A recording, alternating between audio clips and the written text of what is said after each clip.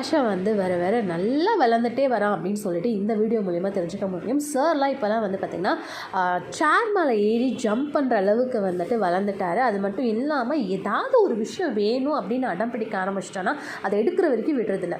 So இன்றைக்கி என்ன வந்து சார் அடம் பிடிச்சிருக்காரு அப்படின்னு கேட்டிங்கன்னா, அந்த சோப் மோல்டிங் ஒன்று இருக்குது இல்லையா, ஸோ அதை வாங்கி வச்சுருக்கேங்க, அந்த டேபிள் மேலே இருக்குது. ஸோ நேற்றுல இருந்து அதை எடுக்கிறதுக்கு என்னெல்லாம் பிளான் பண்ணலான்னு சொல்லிட்டு கடைசியாக அந்த சேர் மேலே ஏறி உட்காந்துட்டு இருக்காங்க.